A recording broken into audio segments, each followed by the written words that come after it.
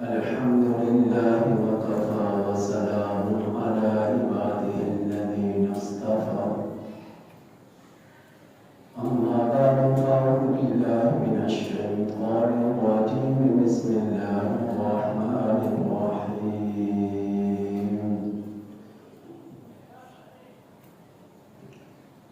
كل نفس ذائقة الموت وإنما توفون أجوركم يوم القيامة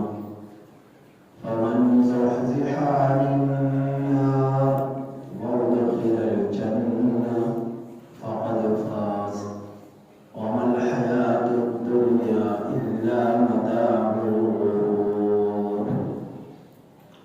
وقال الله تبارك وتعالى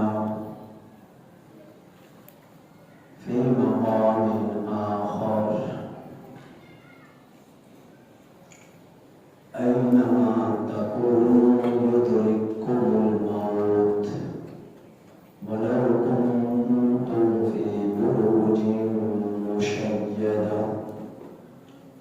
آمنت بالله صدق الله مولانا العظيم وصدق رسوله النبي الكريم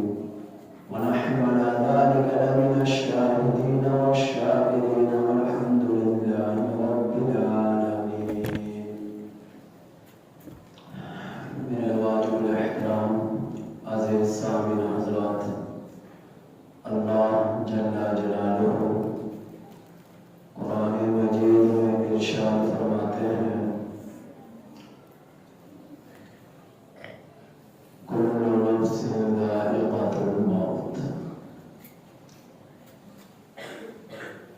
ہر جاندار نے موت کا ذائقہ چکھنا ہے، اور جب موت آ جائے گی، موت کے بعد میرے رب کا ایک قانون ہے کہ جو دنیا کے اندر جس طرح کی زندگی گزار کر آیا ہے اسی کی بدولت اس کے ساتھ برتاؤ کیا جاتا ہے۔ تو فرمایا وَإِنَّمَا تُوَفَّوْنَ أُجُورَكُمْ يَوْمَ الْقِيَامَةِ، قیامت کے دن تمہارے اعمال کا، نیکیوں کا بدلہ پورا پورا دیا جائے گا۔ فَمَنْ زُحْزِحَ عَنِ النَّارِ، جو شخص جہنم سے بچ گیا، وَأُدْخِلَ الْجَنَّةَ، اور جنت میں داخل کر دیا گیا، فَقَدْ فَازَ، وہ کامیاب ہو گیا۔ وَمَا الْحَيَاةُ الدُّنْيَا إِلَّا مَتَاعُ الْغُرُورِ، اور یہ جو دنیا کی زندگی ہے نا، یہ محض دھوکہ ہے، اور تم کتنے ہی طاقتور کیوں نہ ہو جاؤ، کتنے ہی بڑی بادشاہ تمہیں کیوں نہ مل جائے، کتنی ہی شاہانہ زندگی تمہیں کیوں نہ مل جائے، کتنا ہی مال و متاع تمہیں کیوں نہ مل جائے، جب تمہاری زندگی کی سانسیں پوری ہوں گی، میرا رب فرما رہا ہے اینما تکونوا یدرککم الموت، تم جہاں کہیں بھی ہوگے موت تمہیں پا لے گی۔ وَلَوْ كُنْتُمْ فِي بُرُوجٍ مُشَيَّدَةٍ، اگرچہ تم مضبوط قلعوں میں داخل ہو جاؤ، موت سے تم چھپ نہیں سکتے، موت سے تم بھاگ نہیں سکتے، موت سے تم جان چھڑا نہیں سکتے، ہر ایک نے موت کا سامنا کرنا ہے۔ تو جب کسی مومن بندے کو موت آ جاتی ہے، میرے نبی کا فرمان ہے اس میت کی تجہیز و تکفین و غسل وغیرہ میں جو شخص شامل ہوتا ہے کہ جب شخص مر گیا، کفن کا انتظام کیا اور غسل میں کا اہتمام کیا اور نماز جنازہ میں میت کے پیچھے چلا،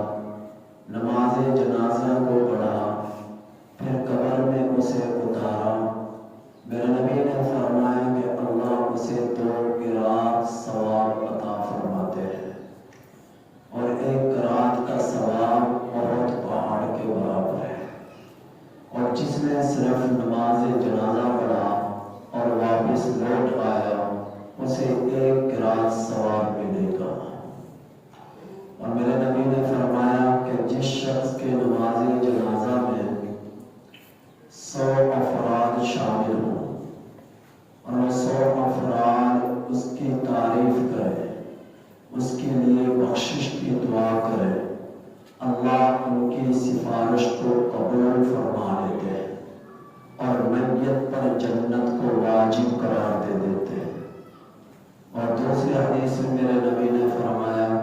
کہ جس شخص کے جنازہ میں 40 افراد شامل ہوں اور نماز جنازہ کو پڑھے، اللہ ان 40 افراد کی سفارش کو بھی قبول فرماتا ہے، اور اس کی بنا پر بھی میت پر جو ہے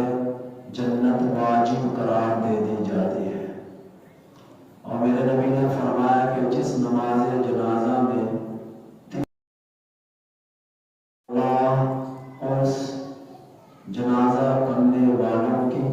اور ان کی برکت سے میت کی مغفرت اور بخشش کے فیصلے فرما دیتے ہیں۔ امام مالک رحمۃ اللہ علیہ جب کسی جنازہ میں شرکت فرماتے تو جنازے کی 3 صفیں بنا لیتے تاکہ یہ اللہ کے نبی کی طرف سے جو بشارت ہے اس میں شامل ہو جائے۔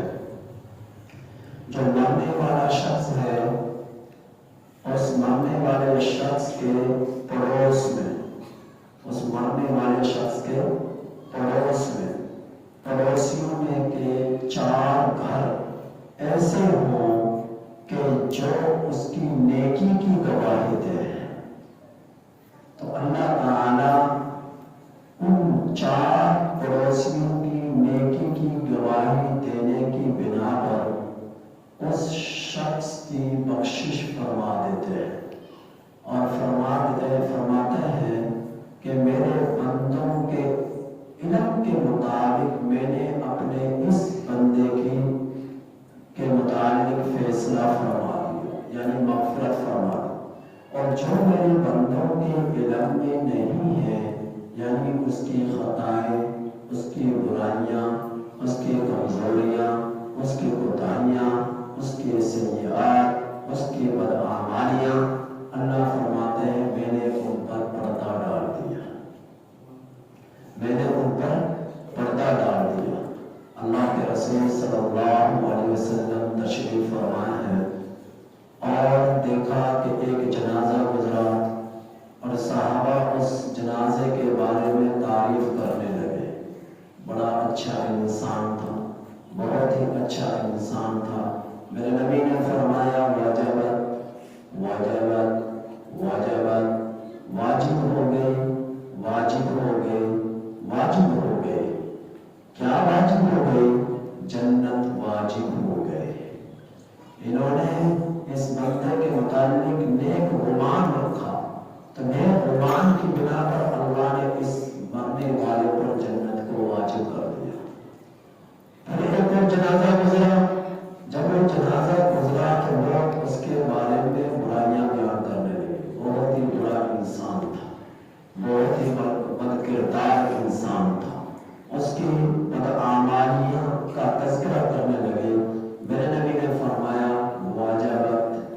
واجبت واجبت، واجب ہو گئی، واجب ہو گئی، واجب ہو گئی۔ کیا واجب ہو گئی؟ میرے نبی نے فرمایا کہ جہنم اس شخص پر واجب ہو گئے۔ تو انسان کو جو دنیا میں زندگی ملی ہے اسے یوں گزارے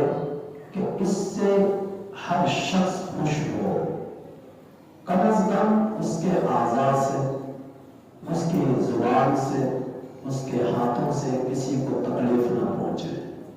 کسی کا حق نہ کھایا، کسی کے بات دھار نہ کی ہو، کسی کے ساتھ گالی گلوچ نہ کیے، ہر ایک شخص کے ساتھ صلح رحمی والا سلوک رکھے، ہر ایک کا احساس رکھے، کم از کم اپنے وجود سے کسی کو تکلیف نہ پہنچائے۔ تو اللہ کے تو علم میں ہے، اب یقیناً جو 5 وقت کی نماز کا اہتمام کر رہا ہے، میرا نبی کا فرمان ہے کہ اس کے مومن ہونے کی گواہی دو کہ یہ ایمان والا ہے۔ مسجد میں 5 وقت کے لیے آنا اس کے مومن ہونے کی گواہی دی جا رہی ہے۔ جو مسجد میں نہیں آئے گا، بازاروں میں زیادہ وقت گزارے گا، عیاش لوگوں میں وقت گزارے گا، بد کردار لوگوں میں وقت گزارے گا، تو اس کا کردار بد کردار ہو جائے گا، اس کی گفتار بد گفتار ہو جائے گی، اس کا شمار برے لوگوں میں ہو جائے گا۔ بری لوگوں کی صحبت انسان کو برا بنا دیتی ہے، نیک لوگوں کی صحبت انسان کو نیک بنا دیتی ہے۔ تو اللہ کے رسول صلی اللہ علیہ وسلم نے کیا فرمایا کہ جہنم اس پر واجب ہو گئے۔ تو ایسی زندگی گزارے کہ لوگ آپ کے کم از کم آپ کے متعلق گمان اچھا رکھیں، آپ کے پڑوسی آپ سے تنگ نہ ہو، آپ کے رشتہ دار آپ سے تنگ نہ ہو، آپ کے خاندان برادری والے آپ سے تنگ نہ ہو، پریشان نہ ہو۔ تو ایسی زندگی گزاری جائے۔ اور اللہ کے بعد، نبی کے بعد انسان پر سب سے زیادہ حق اس کے والدین کا ہے، سب سے زیادہ حق اس کے والدین کا ہے، اللہ اور اللہ کے نبی کے بعد۔ اور والدین کے بارے میں اللہ کیا فرماتا ہے؟ وَوَصَّيْنَا الْإِنسَانَ بِوَالِدَيْهِ إِحْسَانًا، اللہ نے حسن سلوک کا حکم دیا ہے اور فرمایا وَقَضَىٰ رَبُّكَ أَلَّا تَعْبُدُوا إِلَّا اللَّهَ، کہ اللہ نے تمہیں حکم دیا کہ تم اللہ کے سوا کسی کی عبادت نہ کرو۔ اور پھر میرے اللہ نے فرمایا کہ إِمَّا يَبْلُغَنَّ أَحَدُهُمَا أَوْ كِلَاهُمَا فَلَا تَقُل لَّهُمَا أُفٍّ وَلَا تَنْهَرْهُمَا، کہ جب تم میں سے کسی کے والدین بڑھاپے کو پہنچ جائیں تو تم انہیں اف تک نہ کہو اور تم انہیں جھڑکو نہ، اور تم ان سے نرمی سے پیش آؤ، نرمی سے پیش آؤ، شفقت کے ساتھ پیش آؤ۔ امام طاؤس رحمۃ اللہ علیہ نے ایک واقعہ لکھا ہے، کیا فرماتے ہیں کہ ایک شخص کے 4 بیٹے تھے، اچانک وہ شخص 4 بیٹوں کا باپ بیمار ہو گیا اور اس کی بیماری بڑھتی چلی گئی۔ تو 4 بیٹوں میں سے ایک بیٹے نے یہ کہا کہ تم میں سے کوئی ایک اپنے یعنی وارث بننا چاہے، میراث میں حق لینا چاہے تو میراث میں حق لے لے، اور اگر تم میں سے کوئی میراث میں حق لینے کے بجائے باپ کی خدمت کرنا چاہے تو اسے میراث میں سے کچھ نہیں ملے گا اور وہ باپ کی خدمت کر لے، یہ حق اسے مل جائے گا۔ تو 4 بیٹوں میں سے 3 راضی نہ ہوئے، انہوں نے کہا ہم تو میراث کو نہیں چھوڑیں گے، ہم تو وارث بنیں گے۔ جو کہنے والا تھا اس نے کہا کہ میں ترجیح دیتا ہوں اپنے باپ کی خدمت کو، مجھے میراث نہ ملے کوئی مسئلہ نہیں، لیکن باپ کی خدمت مل جائے یہ میرے لیے اعزاز کی بات ہے۔ تو اس نے باپ کی خدمت کی، ایک زمانہ تک خدمت کرتا رہا، یہاں تک کہ اس کا باپ انتقال کر گئے۔ باپ کے انتقال کے بعد اس نے خواب میں دیکھا کہ کسی کوئی شخص کہہ رہا ہے زمین کے فلاں ٹکڑے میں 100 اشرفیوں سے بھری ہوئی تھیلی پڑی ہے، تم جاؤ اور اسے اٹھا لو۔ وہ کہنے لگا کہ کیا اس میں برکت ہے؟ اس نے کہا نہیں، برکت نہیں ہے۔ تو اس کی جب آنکھیں کھلی اس نے اس کا ذکر اپنی بیوی سے کیا۔ بیوی نے کہا کہ جاؤ جلدی سے جا کر وہ اشرفیوں کی تھیلی اٹھا کر لے آؤ۔ اس نے کہا نہیں، اس میں برکت نہیں، اسے میں وہ نہیں اٹھا سکتا۔ اگلے دن پھر خواب دیکھا، خواب میں کیا دیکھتے ہیں کہ خواب میں وہی شخص آیا، اس نے کہا کہ فلاں زمین کے ٹکڑے پر ایک تھیلی پڑی ہوئی ہے اور اس تھیلی میں 10 اشرفیاں ہیں، تم وہ جا کر لے لو۔ وہ کہنے لگا کہ کیا اس میں برکت ہے؟ اس کی نہیں، برکت نہیں ہے۔ اس نے اگلے دن پھر بیوی سے اس خواب کا ذکر کیا، اس نے کہا جاؤ اور وہ اشرفیوں سے بھری ہوئی تھیلی